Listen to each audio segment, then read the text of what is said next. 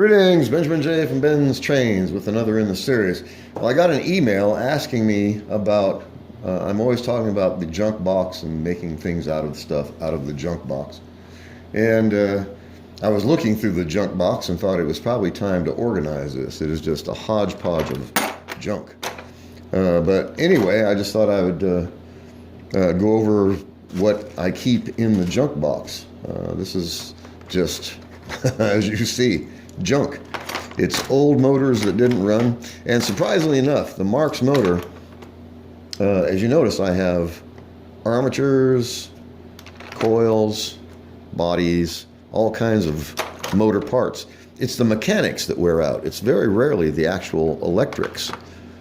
For example, this is out of a micro motor. So completely different design, same kind of parts, just designed completely differently. It's quite modular, so it just snaps together. So the problem with these, of course, is you can't change any of the gearing. They're riveted on. So once they're gone, they're pretty much gone. In this case, if you have a side plate, you can just change the entire thing. This one's broken at the corner, but it's still functional. So then I have little containers of, this is nothing but screws, small parts. This is nothing but brushes, old brushes, and there's probably half a dozen brush springs in there, all out of old motors. Some of these motors still have the brushes in them, I would imagine. And there's one right there, still has the armature in it. So it was the intermediate gear that went out on a lot of these. And when that gear goes out, it will usually tear up one of the wheels. And so you wind up with a motor that doesn't run, and you can strip it for parts for other things. So you have wheels, push rods, front trucks, front crossbars, brush plates, rear plate for the 400 and the 490 series, more wheels with axles, the wheel puller, E-units. The problem with the E-unit, of course, is this one, how do you know how long it's going to last if you go to all the work of tearing one of these motors completely apart to get that E-unit out of there?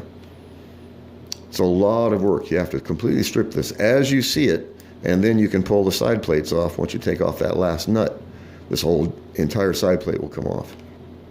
And you can replace the E-unit, but how long is it going to last after going through all that work? It's just easier and a whole lot faster to bypass it, which is what I do. And surprisingly, some of these have already been bypassed, which means it was the mechanics that failed, not the actual windings themselves. So anyway, it's just a hodgepodge of eclectic junk. This is all couplers, one of the forks for the 999s, all kinds of neat little parts, though, that come in handy for doing things. And you'd be surprised, a lot of the stuff you don't think you're ever going to use. And then one day you see, oh, look, that is exactly what I needed for this project. So lots of tin litho stuff, axles, just various and sundry, like, for example, that. With this simple bracket, this goes on the front of the motor. You can add the front truck to any Marx motor. It works absolutely perfectly. As you see, it goes on here. And it goes on after you've added the crossbar. So as soon as you add this to the end of the motor, you can add a front truck to it. So when I find these things, and you see it was scavenged off something, and when you need it, straighten it out, clean it up, put it on, and this is how I added the front truck to that 490. So anyway, lots of little parts that come in handy. The brush springs, the brush plate itself, the brushes out of old engines that don't run.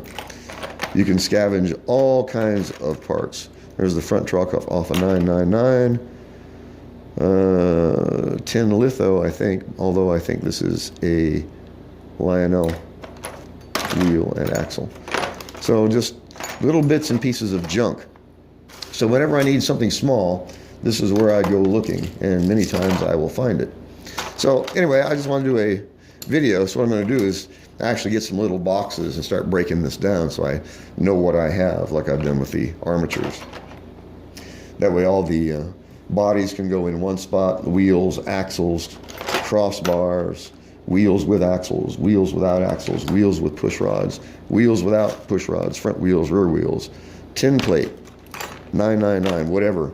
I can just have it pretty much broken down into categories, which will make it a lot faster to find stuff. Anyway, I just want to do a video. I'm working on the bench, as you see, and I was going through this, and I figured this would be a perfect time to do it, because it is time to get it at least somewhat organized, rather than just calling it the junk box. So just want to do a quick video. As always, if you have any questions, feel free to drop me an email, BENZTRAINZ@gmail.com. And as always, thank you for watching.